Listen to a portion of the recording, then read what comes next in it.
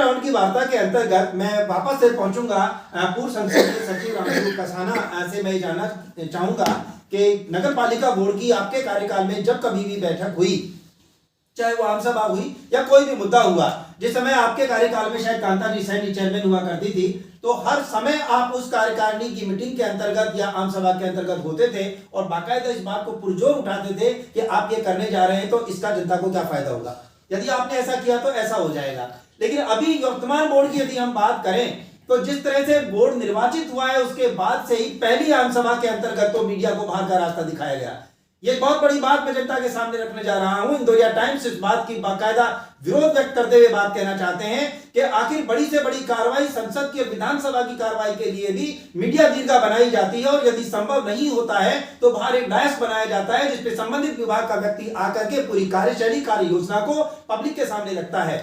लेकिन पहले ही बोर्ड की मीटिंग के अंतर्गत जो प्रिंट मीडिया के इलेक्ट्रॉनिक मीडिया के साथी वहां पर मौजूद थे उन्हें कार्य प्रणाली से अवगत करवाए बिना, जहां की एक बड़ा बजट डिक्लेयर होने वाला था, कार्य योजनाएं बनने वाली थी, वहां मीडिया से दूरियां बनाई गई और उसका असर यह हुआ कि तमाम कोटपुतलिका इलेक्ट्रॉनिक और प्रिंट मीडिया ने बायकॉट किया उस बोर्ड का और तब से और आज तक इलेक्ट्रॉनिक मीडिया ने 1 साल होने को हो गया है, उन्होंने अपना बायकॉट उनका आज भी जारी है। ये तो सोने पे सुहागा हुआ। एक तरफ जहां मीडिया अपना विरोध व्यक्त कर रहा था तो वहां स्थानीय बोर्ड के लिए इससे बड़ी कोई लॉटरी नहीं हो सकती थी, उन्हें मीडिया से मुक्ति मिल गई और जो कुछ भी वो तय करना चाहते थे उन्होंने तय किया और उसका परिणाम आप देख सकते हैं कि आज जनता के सामने वो तुगलकी फरमान जारी कर दिया जिसे आज हम सब लोग एक साथ बैठ करके चर्चा का विषय बनाए हुए हैं। मैं आपसे ये जानना चाहूंगा रामस्वरूप जी कि जिस तरह से विधानसभा में भी कुछ निर्णय लिए जाते हैं, कुछ ओहदों से जोड़ा जाता है व्यक्ति को, इस सारी कार्य प्रणाली मैं आपको बताना चाहूंगा जब मास्टर प्लान लागू हुआ तब मैं कोटपुतली का विधायक था और कांता सैनी जी चेयरमैन थे। ये पूरा मास्टर प्लान जो आपके है, मैं आपको बताना चाहूंगा ये पूरा का पूरा मास्टर प्लान लागू है।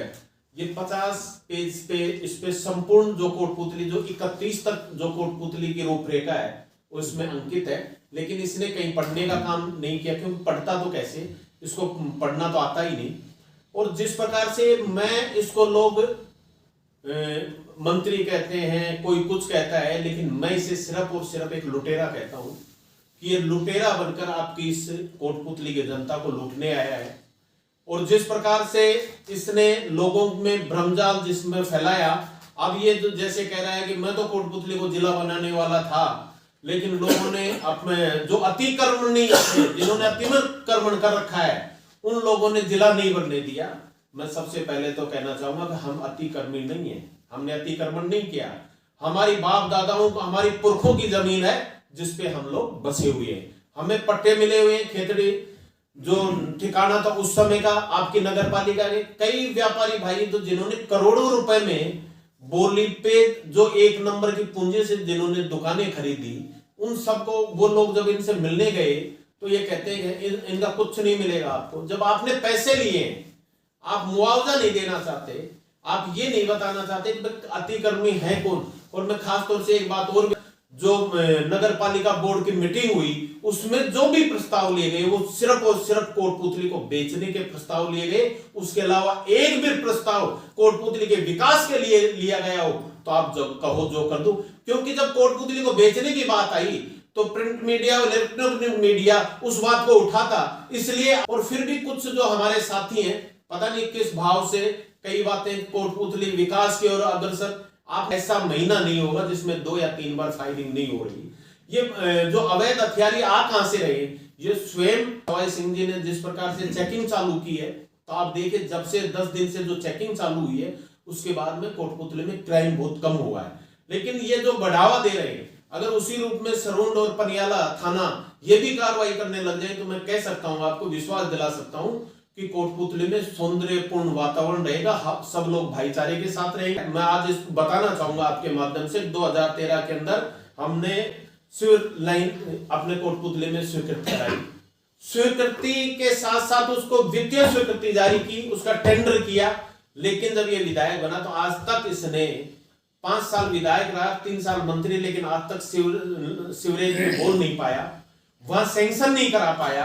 तो लोगों तो ये सिर्फ एक बहाना करेगा, मैं तो कोटपुतली को जिला बनाने वाला था, लेकिन आप लोगों ने दुकानें नहीं तोड़ी, आप लोगों ने रास्ते चौड़े नहीं सहयोग नहीं किए, किया। आप लोगों ने मेरा सहयोग नहीं किया, आपने मुझे गुंडा कहा, भारी कहा, उत्तराखंड का कहा, है ही तो उत्तराखंड का, तो हम अब कोटपुतली का तो कहीं भी कैसे। इस सब बातों से बचने के लिए ये इसकी सोच ये थी कि अब मैं जो शहर में कमजोर होता जा रहा हूं, तो शहर में कमजोर होने के लिए मैं ग्रामीण एरिया में मजबूत कैसे हूं, इसलिए इन्होंने ये शहर को तोड़ने का प्लान बनाया। लेकिन हम कहना चाहेंगे कि हम गांव और शहर के जो व्यक्ति हैं वो आपस में भाई हैं। हमारी ये जन्मभूमि है, हमारी मातृभूमि है। चाहे गांव में हमारा भाई रहता हो, चाहे शहर में हमारा भाई रहता हो, जब भी उसके साथ अन्याय होगा तो हम ये नहीं देखेंगे कि वो शहर का है या गांव का। उसकी मदद करने के लिए और उसकी लड़ाई लड़ने के लिए पुरजोर तरीके से जितना हम में दम होगा, अंतिम समय तक, मैं फिर कहना चाहता हूं आपको, अंतिम समय तक हम उनके साथ खड़े रहेंगे।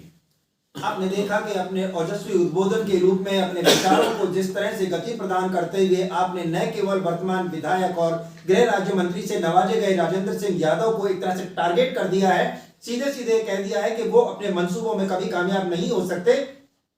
मीडिया की कवायद करते हुए भी आपने इस बात को रखा है कि हमेशा जब भी विकास के कार्य होते हैं तो प्रचार प्रसार का एक ही माध्यम होता है, वो होता है मीडिया। और यदि मीडिया से दूरी बनाकर कोई कार्य योजना बनाई जाती है तो निस्संदेह उसके ऊपर सवाल उठना स्वाभाविक है, जो कि आज एक माहौल को गर्म किए हुए है इस बात को लेकर के कि मीडिया किस तरह से दुनिया बना रहे हैं और ये जो चाहते थे वैसी चीजें सामने हो गई हैं।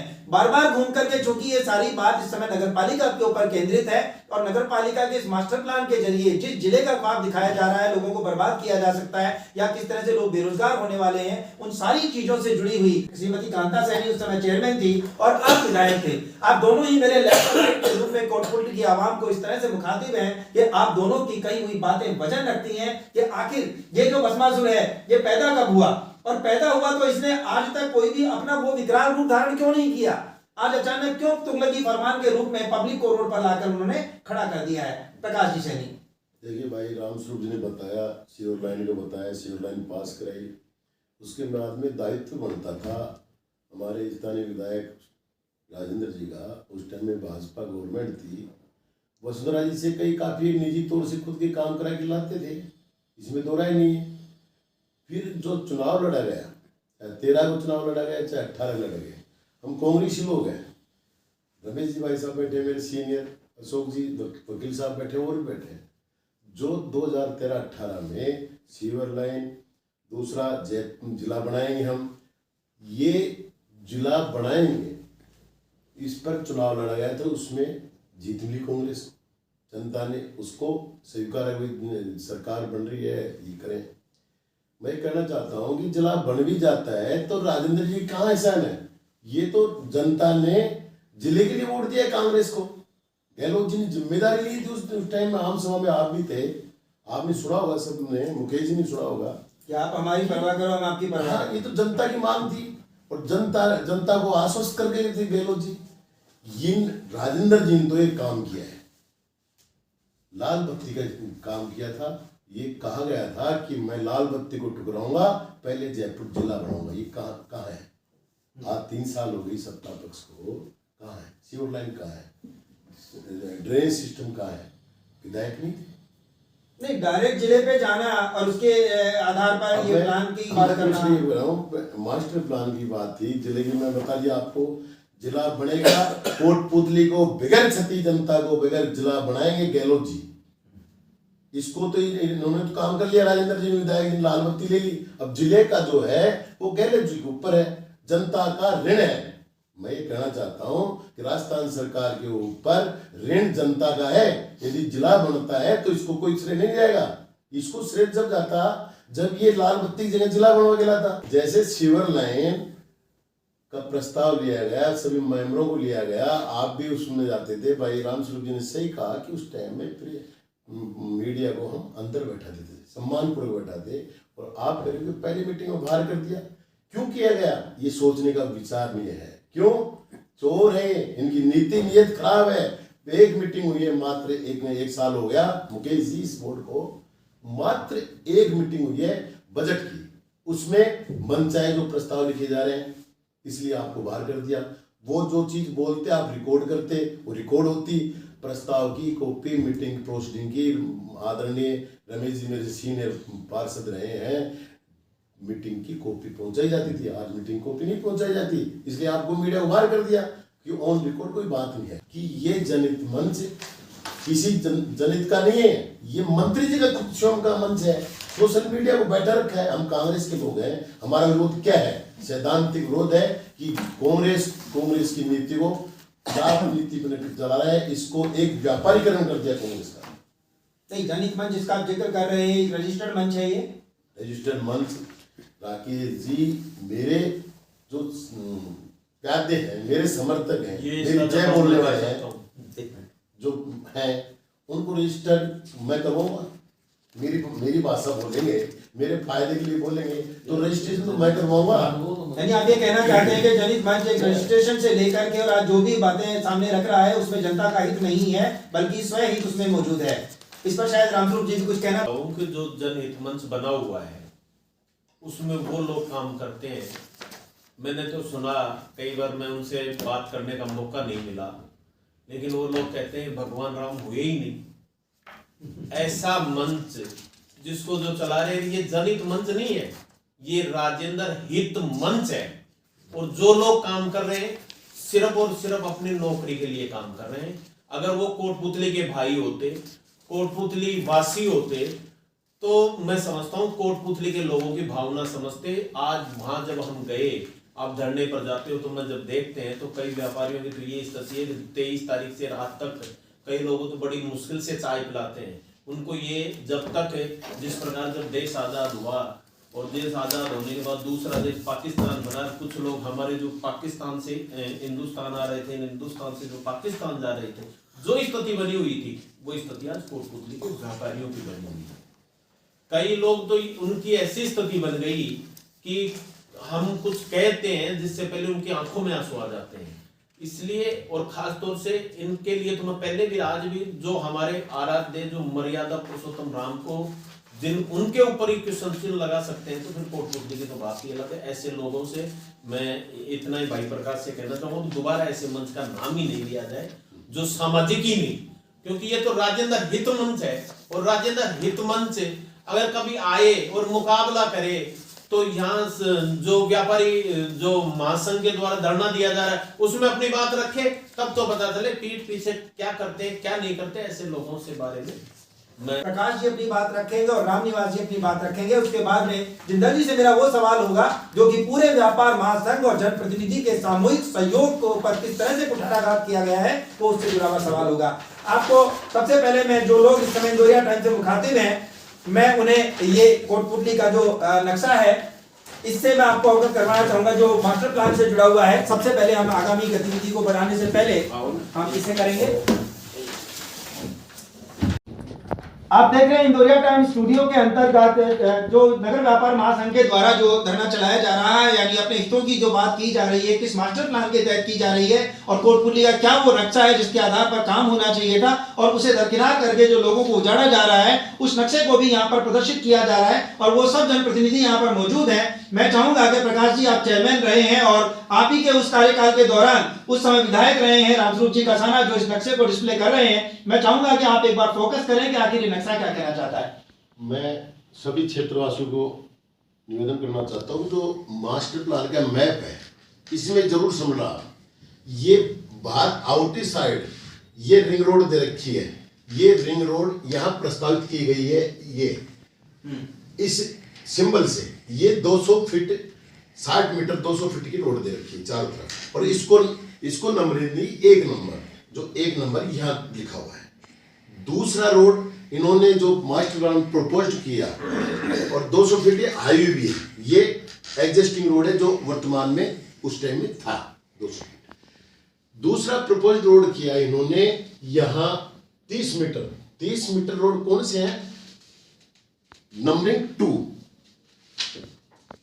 नंबर बांसु रोड इस पेरीफेरी रिंग रोड से आगे 100 फीट है, उससे पहले 80 फीट 3 नंबर रोड है। इधर जो नीम का थाना रोड है 2 नंबर, देखो आप गोले में 2 नंबर लगा हुआ है, ये 100 फीट रोड है। नंबर 3 है जो 80 फीट दे रखा है प्रपोज्ड है। 3 नंबर, ये 3 नंबर रहा।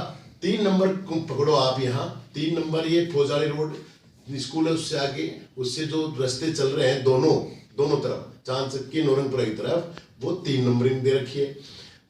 3 नंबर ये दे रखा है, ये OCA फैसिलिटीज वगैरह ये दे रखी है। अब नंबर आता है 60 फीट 18 मीटर, ये कहाँ दे रखा है? 4 नंबर दे रखा है। ये जो कांसली सुंदरपुरा होते हुए गया, ये 4 नंबर रोड दे रखा है। और आपका 4 नंबर रोड ये गौशाला रोड है, ये गौशाला रोड 4 नंबर है। और अन्य कैसे होंगे? आपको सबसे बड़ी चीज महत्वपूर्ण बात बताना चाहता हूं कि जो सघन आबादी क्षेत्र है, ये एरिया सघन आबादी क्षेत्र है, ये सघन आबादी क्षेत्र है।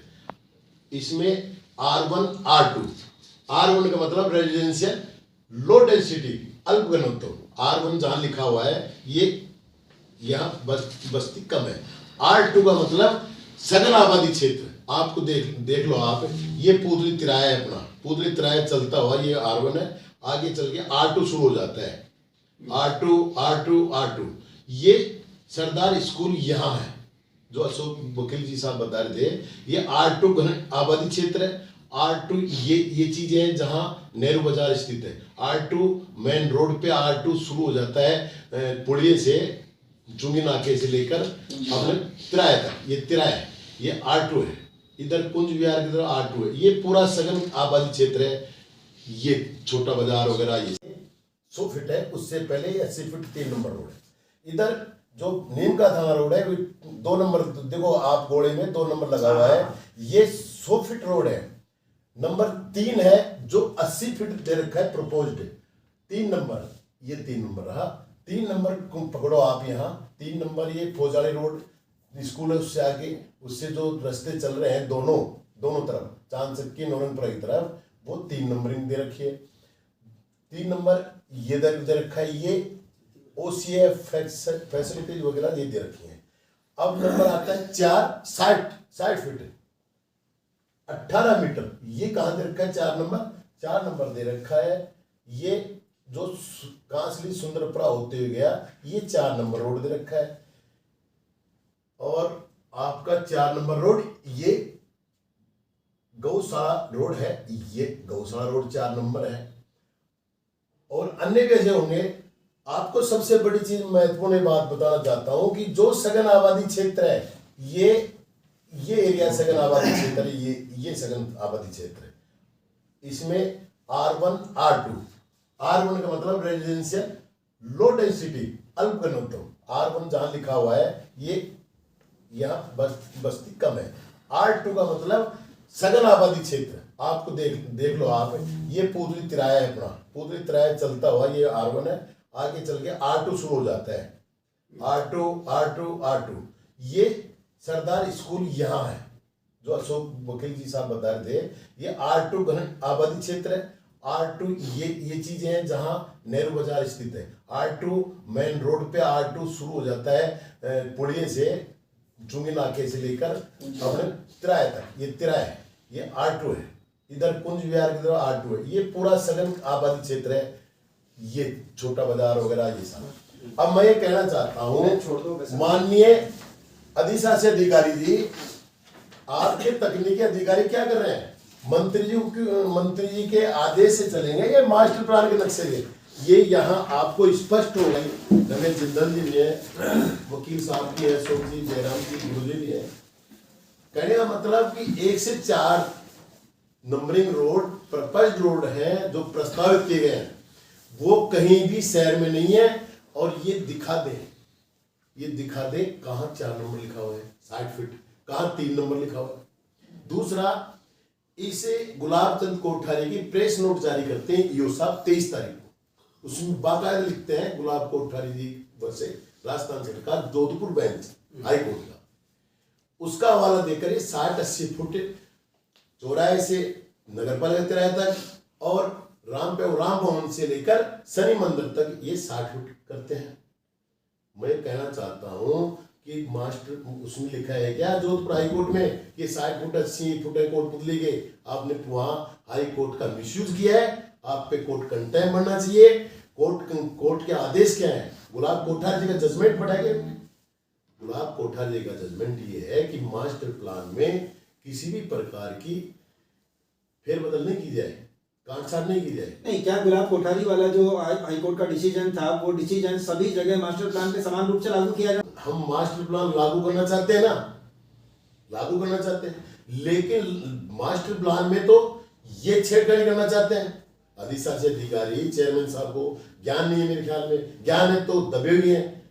भ्रष्टाचार का अड्डा नगर पालिका बन गया हर चीज में। मंत्री जी बोलते नहीं है, मंत्री जी कहीं हाई कोर्ट का नाम लेते हैं। तो ये इंटीमेशन ये है कि जिसकी सत्ता है आज उसकी लाठी चल रही है, कोई मरे लेकिन मेरा मकसद पूरा होना चाहिए। दूसरी बात जयराम जी ने कही, भाई रामस्वरूप जी ने कही, हमारे नेता उन्होंने कही, मैं ये कहना चाहता हूं कि जो जिले के लिए प्रस्तावित ऑफिस है मास्टर प्लान में कहा है, मैं मंत्री जी से पूछना चाहता हूं, आप मास्टर प्लान से बाहर जाएंगे क्या? मास्टर प्लान सारे ऑफिस पंचायत समिति में, रामस्वरूप जी को मालूम है। हमारी जब मास्टर प्लान बना था, रामस्वरूप जी विधायक थे, संसदीय सचिव थे, उस टाइम में हम लोगों ने राजेंद्र जी के विधायक नहीं थे, हम लोगों ने सारा ऑफिस हमने पंचायत समिति में रखवाए। क्यों रखवाए? कि जनता दूर दूर नहीं जाए, गांव से लोग आए, कोटपुतली शहर में खरीदारी करे, अपने अपने सरकारी कामकाज कर ले, उसी साधन से आए उसी साधन से चला जाए। आज यदि कालो वेड़ा में करते हैं, जहां जमीनें किन लोगों ने खरीदी, ये जांच का विषय है। बहुत बढ़िया बात कही, इसके जांच करानी चाहिए माननीय मुख्यमंत्री जी को। और मैं तो आदरणीय मुकेश जी भी कहना चाहता हूं कि सीबीआई का मामला बनता है, सीबीआई का मामला कराइए, ईडी इनकम टैक्स में कराइए। ये घोटाले जो चल रहे हैं, ये पैसा किन किन लोगों का इन्वेस्टमेंट है, मैं मांग करना चाहता हूँ माननीय गृहमंत्री जी अमित शाह से भी, इनसे भी, सरकार से भी ये चीज जांच होनी चाहिए। शहर में ऑफिस पंचायत समिति बननी चाहिए, इसमें कोई नहीं है। यदि ये छेड़खानी कर रहे हैं तो माननीय मंत्री जी, अधिकारी और चेयरमैन साहब ये मास्टर प्लान की रूपरेखा बिगाड़ने में तुले हैं। मैं ये कहता हूं, मैं लीगल राय ले रहा हूं, मैं इनके खिलाफ राजस्थान हाई कोर्ट में कोर्ट अवमानना करूंगा। मास्टर प्लान की को तोड़ मरोड़ के पेश कर रहे हैं, इनको कोई अधिकार नहीं है। और यदि 60-80 फुट में उस दिन भी ऐलान किया था, यदि इसमें दर्ज है नक्शे मास्टर प्लान में, माननीय मंत्री जी क्या तो आप इस ओहदे से, मंत्री पद से, विधायक पद से इस्तीफा दे देना, या प्रकाश सिंह सार्वजनिक जीवन से संन्यास ले लेगा यदि 60-80 फुट इस सघन आबादी क्षेत्र में रोड हो तो। बात जब इस तरह से एक आरोप प्रत्यारोप पे आ जाए, या ये कहें एलानिया कोई बात होने लगे, जब जनहित का मुद्दा है, तो उस मुद्दे को इस तरह से टेबल पे ले आना अपने आप में कोई छोटी बात नहीं है। प्रकाश जी जो चेयरमैन है, उन्होंने नक्शे को सामने रख करके जिस तरह से पैरवी की है, निस्संदेह सांच को कोई आंच नहीं रह जाती है। और जिस तरह से ये बात आर पार में कही जा रही है, या तो आप अपने पद को छोड़ देना या ये सार्वजनिक रूप से ले लेंगे, ये बात कहीं बाद में आने वाली है। उससे पहले आज जो इंदौरिया टाइम्स की मुहिम जिस दिशा में जा रही है, जिसके अंतर्गत आप तमाम जनप्रतिनिधियों ने नववर्ष के ऊपर समय निकाला है, ये अपने आप में महत्वपूर्ण है। बात यहाँ पर ये आ रही है, हर एक व्यक्ति मास्टर प्लान लागू करना चाहता है, लेकिन जिस तरह से 2011 के मास्टर प्लान को इस तरह से वायरल करके यदि लोगों को उजाड़ने का कोई प्लान बनाया जा रहा है, जिससे जुड़े हुए उस समय के 2011 के विधायक और जनप्रतिनिधि के रूप में संसदीय सचिव रहे रामस्वरूप कसाना आज इंदौरिया टाइम्स स्टूडियो का हिस्सा है, तो उस समय जो चेयरमैन रही श्रीमती कांता सैनी, उनके पति के रूप में, और स्वयं आप भी चेयरमैन रह चुके हैं, आप भी हमारे बीच में मौजूद है। इससे बड़ा खुलासा कोई इंदौरिया टाइम्स नहीं कर सकता है, अब तक किसी ने इतना बड़ा खुलासा नहीं